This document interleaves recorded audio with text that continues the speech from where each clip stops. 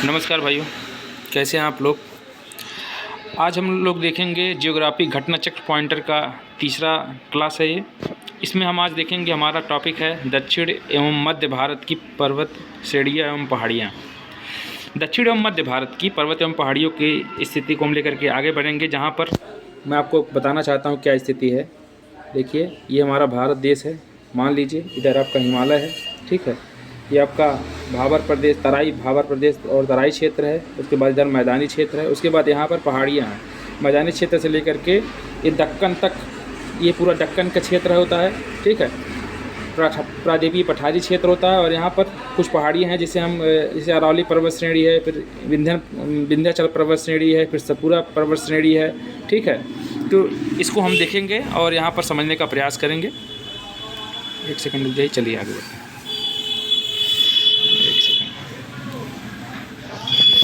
भारत का सबसे प्राचीन पर्वत श्रृंखला अरावली पर्वत श्रेणी है। राजस्थान, हिमाचल प्रदेश, ओडिशा एवं आंध्र प्रदेश राज्यों में से अरावली श्रेणी स्थित है। राजस्थान से दिल्ली तक स्थित है। राजस्थान से शुरुआत होता है और दिल्ली तक जो है इसका विस्तार होता है। अरावली श्रेणियाँ की अनुमानित आयु कितनी है, तो 570 मिलियन वर्ष जो है अरावली श्रेणी की जो है अनुमानित आयु है। और ये कैम्ब्रियन युग में इसका निर्माण हुआ था। रेजिड्यूल पर्वत का उदाहरण है अरावली पर्वत श्रेणी। अवच्छिन्न पर्वत जिसको कहते हैं, जो पर्वत जो है एकदम झड़ करके जो है एक पठार बनने के सीमा पर स्थित है, उसको हम क्या कहते हैं, रेजिड्यूल पर्वत कहते हैं। जैसे सपोज दैट भविष्य में पर्वत था और धीरे धीरे इसका हवा, ताप, पानी के कारण क्षरण हो रहा है, तो एक रेजिड्यूल पर्वत का निर्माण हो गया है यहाँ पर, ठीक है। दक्षिण भारत की सबसे ऊंची चोटी अनायमुदी है और भारतीय प्रायद्वीप की सबसे ऊंची चोटी अनायमुदी है। अनायमुदी आपको मैं बताना चाहता हूँ। देखिए, ये आपका एक सेकंड रुक जाइए। ये दक्षिण भारत है और ये आपका यहाँ इधर पश्चिमी घाट है, इधर पूर्वी घाट है, कटा फटा है, जो कि पानी जो नदियाँ जाती हैं यहाँ पर, नदियाँ जो हैं इसके पर्वतीय क्षेत्र को काट दी हुई हैं, ठीक है। तो ये एक तरीके से ये वेस्टर्न घाट जो है एकदम सकरा हुआ है। तो इसका सबसे, और यहाँ पर नीलगिरी पर्वत श्रेणी है, पर्वतीय घाट इसको बोलते हैं। तो यहाँ पर दक्षिण भारत में तमिलनाडु के और केरल के बीच में जो है, केरला में अनायमुडी पर्वत श्रेणी है। यहाँ पर केरला में अनायमुडी पर्वत श्रेणी है। आपको मैं बताना चाहूँगा कि सपोज जैसे ये है, तो इधर ये वाला रीजन जो है आपका केरला है, इधर आपका यहाँ पर जो है तमिलनाडु है, उसके बाद यहाँ पर आंध्रा है, फिर उड़ीसा है, इधर आपका कर्नाटका है, फिर उसके ऊपर महाराष्ट्र है, ठीक है। दक्षिण भारत सबसे ऊंची चोटी होगी। इसके बाद देखिए यहाँ पर नर्मदा एवं ताप्ती नदियों के मध्य स्थित है सतपुड़ा पर्वत श्रेणी है। देखिए होता क्या है, मैं आपको बताना चाहूँगा। ये आपका भारत देश है, ठीक है। भारत देश के सबसे ऊपर यहाँ पर अरावली पर्वत श्रेणी है, ठीक है। उसके बाद अरावली पर्वत श्रेणी के बाद यहाँ पर नर्मदा नदी बहती है और ताप्ती नदी, नर्मदा। उसके बाद यहाँ पर देखिए विंध्याचल पर्वत श्रेणी है। उसके बाद नर्मदा नदी बहती है, फिर सतपुड़ा पर्वत श्रेणी है, फिर उसके बाद ताप्ती नदी बहती है, ठीक है। तो दो पर्वतों के बीच में जो नदियाँ बहती है उसे अंतरा पर्वतीय नदियाँ कहते हैं। और ऐसे क्षेत्र को हम क्या कहते हैं कि अपने भ्रंश घाटियों से होकर के बहती है। भ्रंश घाटियाँ बेसिकली होती ये हैं कि सपोज डैट ये ज़मीन आपका ऐसा ही रहेगा, अगल बगल की ज़मीन जो है धसक कर नीचे चली जाती है और इसी से आप नदी अपने यहाँ बहती रहती हैं, तो इसी को हम भ्रंश घाटी कहते हैं, ठीक है। उत्तर प्रदेश से शुरू कर दक्षिण की ओर पहाड़ियों का सही क्रम है। उत्तर से शुरू करके, उत्तर प्रदेश हम बोल रहे हैं, उत्तर से शुरू कर दक्षिण की ओर की पहाड़ियों का सही क्रम है। तो नल्ला मलाई पहाड़ी, जावदी पहाड़ियाँ, नीलगिरी पहाड़ियाँ, उसके बाद अन्नामलाई पहाड़ियाँ। तो ये देखिए दक्षिण भारत की पहाड़ियाँ हैं। और यहाँ से फिर सबसे यहाँ देखिए उत्तर में नल्ला मलाई पहाड़ियाँ हैं, फिर जावदी पहाड़ियाँ हैं यहाँ पर। उसके बाद फिर नीलगिरी पर्वत श्रेणी है, उसके बाद फिर अन्नामलाई पर्वत श्रेणी है। यही चीज़ बताए गए हैं। जावदी इधर थोड़ा हल्का सा इधर है जावदी, ठीक है। सेवराय जावदी ये तमिलनाडु और आंध्रा वाले क्षेत्र की तरफ ज़्यादा झुकी हुई है। चलिए आगे बढ़ते हैं।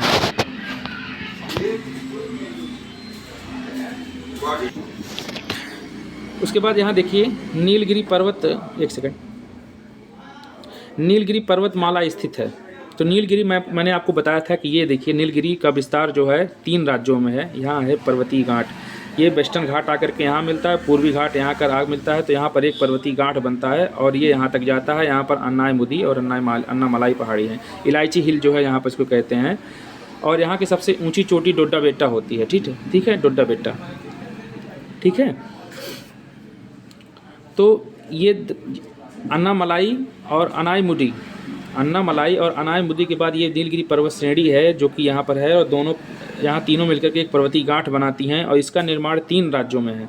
ये कर्नाटका, केरला और तमिलनाडु में 3 राज्यों में इसका निर्माण है।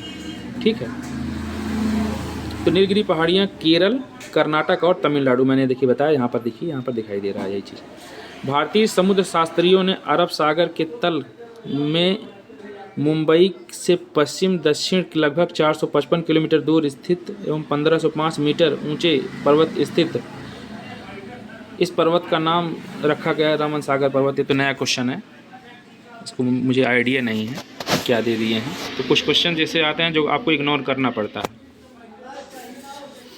फिर उसके बाद देखिए यहाँ पर अरावली पर्वत, अरावली, सतपुड़ा, अजंता, उसके बाद देखिए सह्याद्री पर्वत श्रेणियों में से वह जो केवल एक ही राज्य में विस्तृत है वो कौन सी है? तो देखिए अजंता की जो गुफाएं हैं, अजंता पर्वत है, जहाँ पर अजंता का मतलब होता है गुप्तों ने इसको बनवाया था। ये देखिए यहाँ पर महाराष्ट्र वाला रीजन है, तो यहाँ पर अजंता की गुफाएं हैं। अब यहाँ पर अजंता और एलोरा, एलोरा का मतलब होता है राष्ट्रकूट, राष्ट्रकूटों ने एलोरा को बनवाया था, अजंता को गुप्तों ने बनवाया था।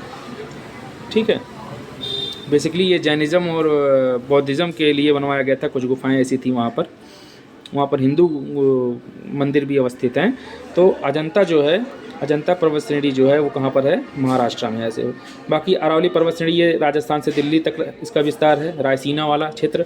सतपुड़ा पर्वत श्रेणी एमपी में है, आपको पता होगा। पहले होगा विंध्याचल पर्वत श्रेणी, उसके बाद सतपुड़ा पर्वत श्रेणी, उसके बाद फिर जो होगा यहाँ पर आगे नीचे जो पर्वत श्रेणियाँ अलग अलग वेस्टर्न घाट और पूर्वी घाट होती है, आपको पता ही है।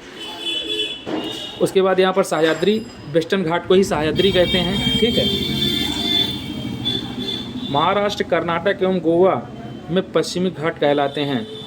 तो महाराष्ट्र, कर्नाटक एवं गोवा में पश्चिमी घाट को सह्याद्री कहा जाता है। मैंने अभी आपको बताया था। देखिए आ गया है क्वेश्चन।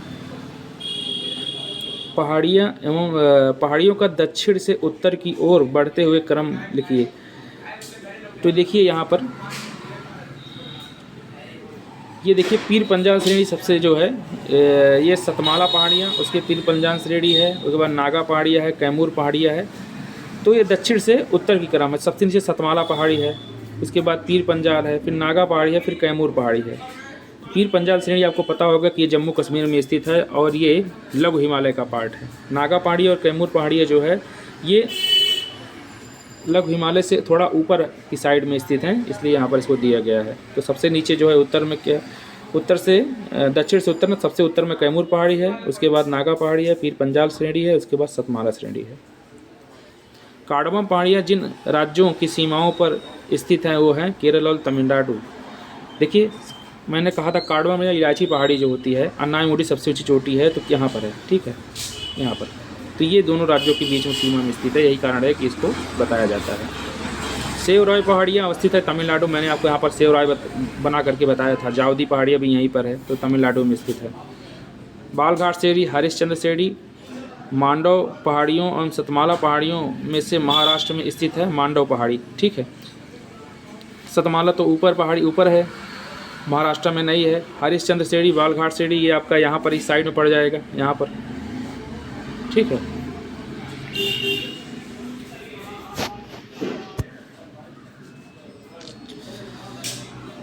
देखिए महादेव पहाड़ी जो है ये मध्य भारत में स्थित है। महादेव आपको पता होगा कि कंचनजंगा, राजपीपला और महादेव मैकाल ये आपका जो है अमरकंटक वाले रीजन में मध्य भारत के क्षेत्रों में पाया जाता है। ठीक है, सतपुड़ा और अमरकंटक के बीच में है। मिकिर और रेंगमा ये पूर्वोत्तर भारत में है। पटकोई बुम, मिकिर, रेंगमा ये सब आपका ये नॉर्थ ईस्ट के रीजन में है। ठीक है, पूर्वोत्तर भारत में। महादेव पहाड़ियाँ ये सतपुड़ा पहाड़ी की मैंने अभी आपको बताया, सतपुड़ा पहाड़ पर्वत की श्रेणी है। Dhupgarh hill station Satpura range में है। रामगिरी की पहाड़ियाँ पूर्वी घाट या महेंद्र पर्वत में स्थित है। मैंने आपको महेंद्र पर्वत के बारे में अभी बताया था, हरिश्चंद्र श्रेणी, महेंद्र श्रेणी। तो ये पूर्वी घाट में जो कटा फटा क्षेत्र है यही में जो है पूर्वी घाट स्थित है। तो मैंने आपको वहाँ बताने का प्रयास किया था। इसके बाद देखिए ऊपर आ जाइए। अब थोड़ा पर्वत चोटियाँ देखेंगे जो कि काफ़ी इंपॉर्टेंट है, तो इसको हम थोड़ा जूम कर लेते हैं क्योंकि ये इधर का पोर्शन है। ठीक है, चलिए देखिए पर्वत चोटियाँ, माउंट एवरेस्ट स्थित है नेपाल में, इसको सागर माथा भी वहाँ का कहते हैं। सबसे ऊंचा पर्वत शिखर कौन सा है? माउंट एवरेस्ट है। भारत का कौन सा है? तो K2 गार्डविन ऑस्टिन है, लेकिन सबसे ये पीओके में है, पीओके भारत का अंग है। तो भारत का सबसे बड़ा पर्वत श्रेणी कोई पूछे तो आप K2 गार्डविन ऑस्टिन बताएंगे, लेकिन अगर भारत की सीमा के एकदम अंदर जो सबसे पूछा जाए तो कंचनजंगा है। प्रथम भारतीय नारी जो एवरेस्ट पर शिखर पर चढ़ी थी वो बछेंद्री पाल थी। माउंट एवरेस्ट शिखर पर चढ़ने वाली पहली महिला थी जोको तबोई ऐसी पहली महिला थी जो माउंट एवरेस्ट पर चढ़ी थी। चाइनीज़ थी हमको, या जापानी, चाइनीज़ थी शायद। एवरेस्ट पर चढ़ने वाली द्वितीय भारतीय महिला संतोष यादव थी। भारत की सर्वोच्च चोटी है K2 गार्डविन ऑस्टिन, मैंने आपको यहाँ पर बता दिया। हिमालय की ऊंची चोटी, अब K2 गार्डविन ऑस्टिन ये किसका पार्ट है? तो ये आपका ट्रांस हिमालय का पार्ट है। और हिमालय की सबसे ऊंची चोटी कंचनजंगा स्थित है, नेपाल और सिक्किम की सीमा पर स्थित है। ठीक है। नंदा देवी गढ़वाल हिमालय में से नंदा देवी, बंदरपुछ, कामेंग और धौलागिरी, अन्नपूर्णा, उसके बाद यहाँ पर मंसालू और मकालू, ये सब जो चोटियाँ हैं ये बृहद हिमालय का पार्ट है, सब बृहद हिमालय पे स्थित हैं। ठीक है। नंदा देवी शिखर स्थित है उत्तराखंड में, तो नंदा देवी और बंदरपुछ ये जो है आपका कहाँ पे है? ये उत्तराखंड में की पहाड़ियाँ हैं। गुरु शिखर पर्वत श्रेणी ये है आपकी अरावली पर्वत श्रेणी है गुरु शिखर में। ठीक है।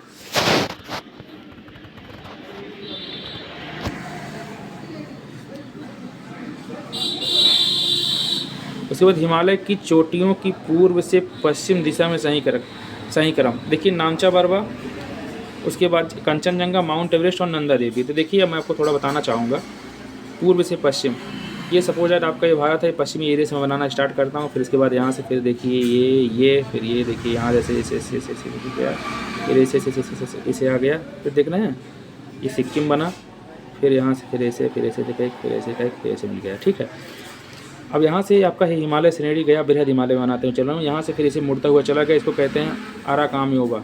और यहाँ पर जो ये आपका अरुणाचल प्रदेश में एक पर्वत क्षेत्र है, इसको हम बोलते हैं नामचा बरवा। तो सबसे पूर्व में नामचा बरवा है। उसके बाद यहाँ पर जब बृहद हिमालय जाता है तो सिक्किम में आपका कंचनजंगा होता है, फिर उसके बाद माउंट एवरेस्ट होता है। पूर्व से पश्चिम की बात बता रहे हैं। फिर उसके बाद फिर नंदा देवी सबसे उत्तर में, उत्तराखंड में नंदा देवी आ जाती है यहाँ पर। ठीक है। तो नामचा बरवा ये बृहद हिमालय के क्षेत्र है, सब कंचनजंगा होंगे, सब बृहद हिमालय के हैं। माउंट एवरेस्ट भी बृहद हिमालय के आसपास सिक्किम और नेपाल के श्रेणियों के बीच में स्थित है। ठीक है। गोसाई थान, कामेट, नंदा देवी, त्रिशूल पर्वत शिखरों में से अवस्थित पर्वत शिखर नहीं है, तो गोसाई थान हमने कभी नहीं सुना है। बाकी कामेट है, नंदा देवी है, त्रिशूल पर्वत श्रेणी है, बंदरपुछ है, उसके बाद यहाँ पर धौलागिरी है, अन्नपूर्णा है, मकालू है, मंसालू है, ठीक, कंचनजंगा है, सब है। सही सुमेलित है। माउंट आबू ये दिलवारा का जैन मंदिर है, अरावली पर्वत श्रेणी पर स्थित है गुरु शिखर में। कोडाईकनाल पलानी पहाड़ी की सबसे ऊंची चोटी है। ऊटक मंडल ऊँटगिरी, ऊँटी जहाँ पर है, ठीक है, वो वहाँ पर दर्शा रहा है इसको। उसके बाद शिमला धौलाधार श्रेणी पर है।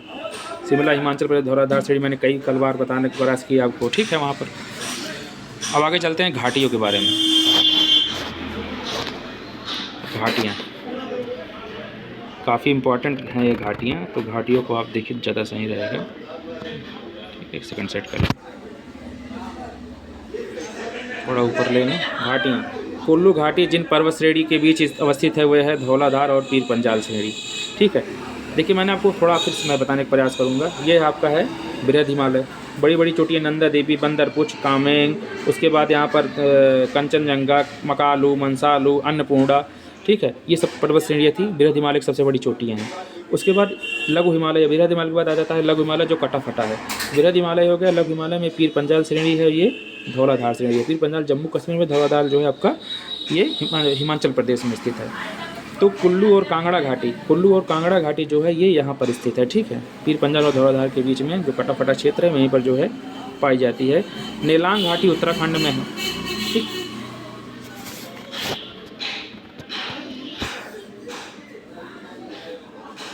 उसके बाद ये देखिए मूर्खा घाटी जम्मू कश्मीर में है, जुक्कू घाटी नागालैंड में है, सांगला घाटी हिमाचल प्रदेश में है और यूथांग घाटी सिक्किम में है। ठीक, ये सब घाटियाँ हैं, इसको याद करना पड़ेगा और इसको कोई ऑप्शन नहीं, रट लीजिए और क्या। मौन घाटी साइलेंट वैली, देखिए मौन घाटी साइलेंट वैली जो है ये सबसे बड़ा जैव विविधता का क्षेत्र है। ये केरला में स्थित साइलेंट वैली वेस्टर्न घाट का ही पार्ट होती है। तो सबसे जो है ये यहाँ पर सबसे ज़्यादा बायोडाइवर्सिटी पाई जाती है, सबसे ज़्यादा यहाँ पर वर्षा होती है। यहाँ पर घनी आबादी जो घनी वर्षा जैव विविधता और वर्षा क्षेत्र ज़्यादा है यहाँ पर, ठीक है, क्योंकि वर्षा की मात्रा यहाँ पर ज़्यादा प्राप्त होती है। तो मौन घाटी या साइलेंट वैली राष्ट्रीय वन के निकट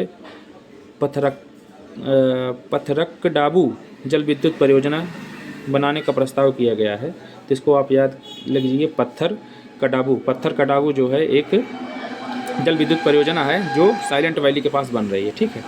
और कुंती नदी मौन घाटी साइलेंट वैली के वर्षा प्राचुर वनों से उद्भूत होती है। तो जहाँ पर वर्षा देखिए वहाँ पर 200 से 250 सेंटीमीटर से अधिक वर्षा होती है। कारण क्या है? क्योंकि दक्षिण पश्चिमी मानसून सबसे पहले अगर यहाँ से निकलते हैं, सबसे पहले साइलेंट वैली यहाँ पर है केरला में, और वेस्टर्न घाट है इस तरफ, तो विश्व छाया प्रदेश हो जाता है। तो यहीं पर सबसे ज़्यादा पर्वतों से टकरा कर वर्षा कर देती है। तो यहाँ से जो नदियाँ निकलेंगी और सबसे ज़्यादा वर्षा भी 250 से 300 सेंटीमीटर ज़्यादा वर्षा होती है। और यहाँ कुछ क्षेत्रों पर यहाँ पर वर्षा होती है, उसके बाद यहाँ पर हल्का फुल्का वर्षा होती है। दक्षिण पश्चिम मानसून से भारत में वर्षा ही नहीं होती है। इधर उत्तर दक्षिण पश्चिम मानसून के सेकंड बंगाल की खाड़ी वाली शाखा वाले से वर्षा होती है, और जब ये घूम कर आती है इधर से गारो खासी जयंती से टकरा करके तब यहाँ पर वर्षा करवाती है। इसलिए मानसून नाम पर सबसे ज़्यादा वर्षा यहाँ पर होती है। आई होप समझ में आया होगा, नहीं आया होगा तो आगे हम इसको कभी आपको बताने का प्रयास करेंगे, ठीक है। आइए देखिए दर्रे चलते देखते हैं, क्योंकि वो टॉपिक ख़त्म हो गया है। अब थोड़ा दर्रे देख लेते हैं, काफ़ी इंपॉर्टेंट है, पूछे जाते हैं। सेला सुरंग आपने पढ़ा होगा, अरुणाचल प्रदेश में, तो सेला दर्रा उसी के नाम से है अरुणाचल प्रदेश में। पाल घाट, भोर घाट, थाल घाट, ठीक है। पाल घाट दर्रा नीलगिरी और अन्नामलाई पहाड़ियों के बीच में स्थित है। मैं आपको थोड़ा बताना चाहूँगा मैपिंग से। देखिए मामला ये है पाल घाट, यह है थाल घाट और यह है भोर घाट, ठीक है। 3 दर्राएँ होती हैं। तो भोर घाट जो है महाराष्ट्र में है, और थाल घाट जो है ये आपका कर्नाटका और महाराष्ट्र के बीच में है, और पाल घाट जो है वो केरला में स्थित है, ठीक। भोर घाट दर्रा देखिए महाराष्ट्र में है। उसके बाद लिपू लेक दर्रा, ये उत्तराखंड में है। लिम्पिया धीरा लिपू लेक जो है अभी विवाद हुआ था नेपाल से, काला पानी लिम्पिया धीरा और लिपू लेक विवाद हुआ था ना, वही है। लिपू लेक दर्रा कहाँ पर? उत्तराखंड में है। लेह जाने का रास्ता जोजिला दर्रा है, जोजिला, ठीक है, जोजिला दर्रा है। और जम्मू कश्मीर को ये लद्दाख से जोड़ता है जोजिला, ठीक है, जाओ जिला में।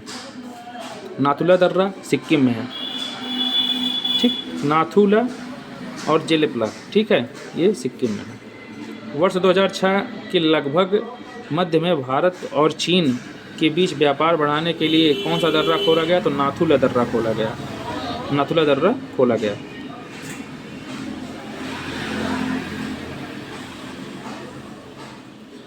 यहाँ पर थोड़ा देखिए पहाड़ी दर्रा है और राज्य है। तो दर्रा बेसिकली होता क्या है कि जब नदियाँ पहाड़ी को काट करके अपना रास्ता बनाती हैं तो उसी को दर्रा कहा जाता है, ठीक है। तो माड़ा दर्रा कहाँ पे है? तो उत्तराखंड में है। जोजिला दर्रा जम्मू कश्मीर है, मैंने आप बताया था कि जम्मू कश्मीर को लद्दाख से कनेक्ट करता है जोजिला दर्रा। बनिहाल दर्रा हिमाचल प्रदेश में है। बनिहाल यहाँ जम्मू कश्मीर यार दे रहा है, ये समझ नहीं आ रहा है। चलिए ठीक है, जम्मू कश्मीर आप देखिए, लेकिन वैसे मुझे जो पता है कि बनिहाल दर्रा जम्मू कश्मीर और हिमाचल प्रदेश को कनेक्ट करता है, ठीक है। नाथुला दर्रा सिक्किम में है, और नाथुला दर्रा आपको पता होगा कि 2006 में इसीलिए जो है खोला गया था व्यापार के लिए चीन से। नीतीला, मानाला, ये जो है कहाँ पर है? उत्तराखंड में। जितने ला लिखेंगे और जान लीजिए उत्तराखंड में दर्रे हैं, ठीक है। चलिए ऊपर आइए। अब यहाँ देखिए मैंने लाला बोल दिया ना, तो लाला आप मत समझिएगा। देखिए मैंने ऊपर जल्दीबाजी में चीज़ बोल दिए थे। खाली नीतीला और मानाला 2 दर्रा ऐसे हैं जो उत्तराखंड में है। बाकी जो है यहाँ पर देखिए बुमला, जेलेपला। बुमला जो है कहाँ पर है? ये अरुणाचल प्रदेश में, और जेलेपला सिक्किम में है। मुलिंगला उत्तराखंड में है, और शिवकिला हिमाचल प्रदेश में है। शिवकिला दर्रा हिमाचल प्रदेश में है, ठीक है। यही बनिहाल दर्रा वाला कन्फ्यूजन हो रहा है, जम्मू कश्मीर बता रहा है। आप थोड़ा देख करके बताइएगा, क्योंकि मैंने अभी तक इसको जम्मू कश्मीर में ही पढ़ा था, वहाँ पर हिमाचल प्रदेश में पढ़ा था। रोहतांग सुरंग दर्रा जो है ये तो हिमाचल प्रदेश में है। माना दर्रा जो है उत्तराखंड में है, मानाला, नीतीला। उसके बाद मानाला, नीतीला बस 2 ही याद कर लीजिए, और एक यहाँ पर देखिए और कोई ला है जो उत्तराखंड में, और मुलिंगला। मानाला, नीतीला और मुलिंगला 3 दर्रा जो है आप इसको याद कर लीजिए, उत्तराखंड में है।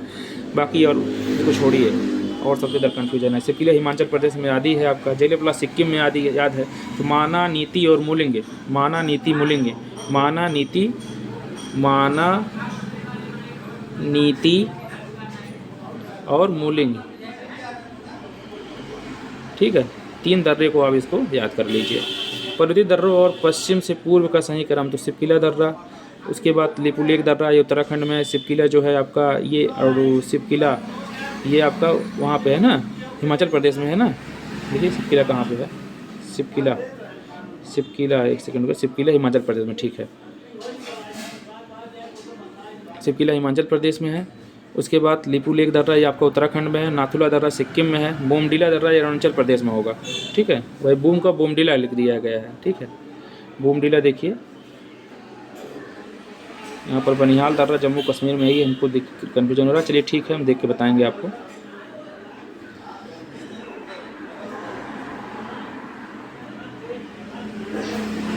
ये हो गया। उसके बाद फिर एक सेकंड, ये दर्रे हो गए हैं। अच्छा, अभी ये पार्ट और है, उसके बाद तब ऊपर उधर जाएगा, ठीक है। चलिए थोड़ा हिमनद देखते हैं। हिम रेखा और हिमनद। हिमालय की हिम रेखा 4300 से 6000 मीटर की ऊंचाई मीटर के बीच पूर्व में स्थित है। हिमालय का जो हिम रेखा है, हिम रेखा बेसिकली उसको कहते हैं कि इसकी इस ऊंचाई के आप ऊपर जाएंगे तो यहाँ बर्फ़ जमने लगती है। तो 4000 जो है 4300 से 6000 मीटर तक हिम रेखा है आपकी। सबसे बड़ा हिमनद कौन सा है, तो सियाचिन ग्लेशियर जो है सबसे बड़ा हिमनद है, ठीक। चौराबाड़ी ग्लेशियर स्थित है केदारनाथ मंदिर के उत्तर में। हिमालय हिमनदों से पिघलने की गति कितनी सबसे अधिक गति है, और क्यों पिघल रहा है, ग्लोबल वार्मिंग के कारण पिघल रहा है।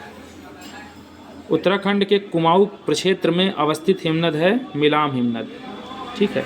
तो उत्तराखंड के कुमाऊं क्षेत्र में मिलाम हिमनद है, ठीक। अब यहाँ से देखिए आपका पठार स्टार्ट हो गया। मैंने आपको बताया था, थोड़ा क्लियर कर देता हूँ यहाँ पे। सपोज है भारत है, ये आपका हिमालय रीजन था। उसके बाद यहाँ पर मैंने आपको बताया था तराई रीजन है। पूरा हिमालय मैंने खत्म करके तराई पहुँच गए। तराई के बाद आपका मैदानी क्षेत्र है। मैदानी के क्षेत्र के बाद आपका पठारी क्षेत्र हो जाता है। पठार किसको कहते हैं, ऐसा उच्चावच, उच्चावच का मतलब ऐसा स्थान जो पहले पर्वत था, लेकिन हवा, पानी और सभी अपर्दन और अपर्दन के कारण, अक्षय और अपर्दन के कारण जो है इसका ऊपर की चोटी कट गई और धीरे धीरे सारी ये अवच्छिन्न होकर के ये ऊपर की चोटी खत्म हो गई, और ये यहाँ पर थोड़ा मैदानों से ऊंचा भाग को हम पठार कहते हैं। आप बेसिकली यही जानिए कि पठार जो है पर्वत का क्षरण वाला पार्ट होता है। पठार कहीं अलग से नहीं आया है। पर्वत भविष्य में था, अब वो छट करके जो है हवा पानी और के कारण जो है हवा पानी धूप रेत के कारण वो उसका अपक्षय हो गया। अपक्षय होकर के वो पठार के रूप में आ गए। जैसे आप अरावली का इसका जीवंत उदाहरण देख सकते हैं। तो भारत में दक्कन के पठार पर बेसाल्ट से निर्मित लावा शैलों का निर्माण हुआ है। देखिए बात ऐसी थी कि आपको पता होगा कि जब भारत अलग हो रहा था कोबर के भूसन्निधि सिद्धांत से, अफ्रीका वाले पार्ट हारनाप अफ्रीका वाले में देखेंगे तो वो वाला जो क्षेत्र है ये वाला वो आपको वहाँ पर दिखाई देगा, और हारनाप अफ्रीका कुछ ऐसा है, ठीक है। तो आपको पता होगा कि जब भारत उत्तर पूर्व की ओर बहना स्टार्ट किया था तो यहाँ पर ये आपका जो पश्चिमी घाट है ये कगार नुमा स्थित है। इसका मतलब ये बताता है कि टूट करके अलग हुआ है, और जब ये टूट करके अलग हुआ तो यहाँ से भारी मात्रा में जो है दोनों महाद्वीपों पर, चूँकि ये भारत एक उप महाद्वीप है, इसी प्रकार आप उधर देखेंगे अफ्रीका में तो वहाँ पर भी बेसाल्टिक चट्टानें पाई जाती हैं। तो इसका ओरिजिन हुआ और बाहर ओरिजिन होकर के जो है इधर जो है दक्कन के क्षेत्रों में ये पूरा का पूरा लावा पसर गया, और इसी के कारण जो है आपका पठार बेसाल्टिक पठारों का निर्माण हुआ, ठीक है। और ये क्रिटेशियस युग में हुआ था। इतना मैं आपको मोटी मोटा समझाने का प्रयास कर रहा हूँ। बाकी तो बहुत बड़ा कॉन्सेप्ट है और इसको समझने में काफ़ी दिन लगते हैं, क्योंकि पूरा आप कॉन्सेप्ट पढ़ते हुए चलेंगे तभी आपको क्लियर होगा। ये मेघालय का पठार का भाग है प्रायद्वीपीय भारत का। देखिए होता क्या है, ये जैसे आपका ये पार्ट है, ये आपका पठारी क्षेत्र है, ठीक है। ये आपका जो है यहाँ से मेघालय का पठार है, उसके बाद फिर यहाँ से होते हुए फिर ऐसे थोड़ा सा ये हो गया, ऐसे है आपका ये पठारी क्षेत्र। ये आपका तटीय क्षेत्र है, यहाँ पर तट आ गया है, ठीक। तो ये आपका मेघालय का पठार कहाँ पर है, ये आपका प्रायद्वीपीय पठार का ही हिस्सा है। उसके बाद देखिए हम नीचे आइए यहाँ से।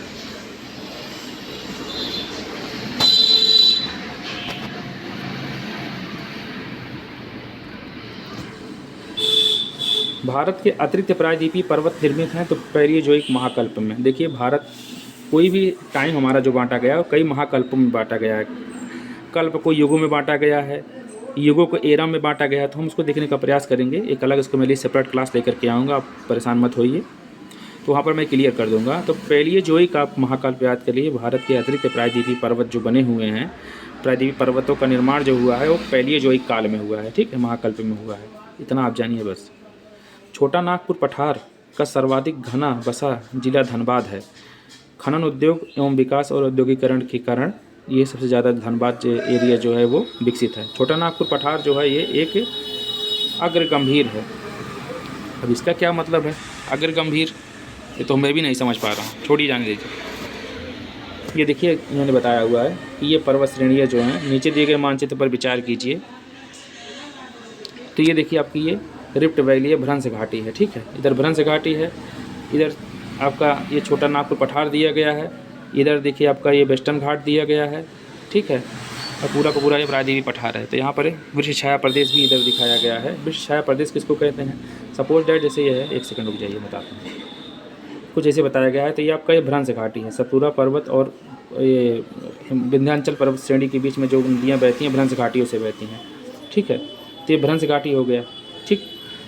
उधर बस इसके बाद देखिए ये आपका जो है पठारी क्षेत्र है, तो पठारी क्षेत्र में आपका आ जाएगा गारो खासी जयंतिया वगैरह आ जाएगा, और मेघालय का पठार है, छोटा नागपुर पठार आ जाएगा, ठीक है। उसके बाद इधर देखिए वेस्टर्न घाट को बताया गया है, और इधर हल्कापुर का जो है छत्तीसगढ़ का पठार बताया गया है। तो यही सब इसमें बताया गया है, इसी को दिखाने के लिए उन्होंने कहा है। मालवा का पठार, छोटा नागपुर पठार और दक्कन का पठार तथा प्रायद्वीपीय भारत के पठार में से अरावली एवं विंध्य श्रृंखलाओं के मध्य स्थित है मालवा का पठार। देखिए बता क्या रहे हैं कि मालवा का पठार जो है, सपोज डेट आप इसको मानेंगे तो सबसे देखिए यहाँ पर अरावली पर्वत श्रेणी है, उसके बाद विंध्याचल पर्वत श्रेणी है, इसके बीच में क्या है तो मालवा का पठार है, ठीक, वही इन्होंने पूछा है।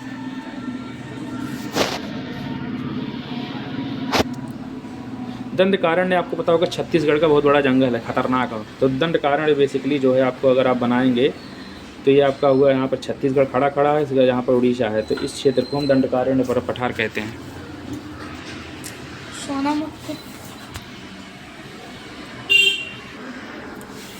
ठीक है, तो दंडकारण्य क्षेत्र अवस्थित है, एक सेकंड। तो दंडकारण्य क्षेत्र मैंने आपको बताया था कि ये आपका छत्तीसगढ़ है खड़ा हुआ, उसके बाद यहाँ पर एमपी है, और एमपी से ही छत्तीसगढ़ अलग हुआ है, उसके बाद यहाँ पर जो है उड़ीसा है। तो दंडकारण्य क्षेत्र बेसिकली यहाँ पर है, और ये जो है एक पर्वत और पठारी क्षेत्र है, ठीक। दंडकारण्य भारत में स्थित है मध्यवर्ती क्षेत्रों में, ठीक। तो ये हुआ। तो कैसे लग रही है क्लास, जो भी आपको फीडबैक हमको दीजिएगा। कल से हम स्टार्ट करेंगे भारत की तटरेखा, ठीक है, और आगे लेकर के हम इसको चलने का प्रयास करेंगे। तब तक के लिए जय हिंद, जय भारत, नमस्कार।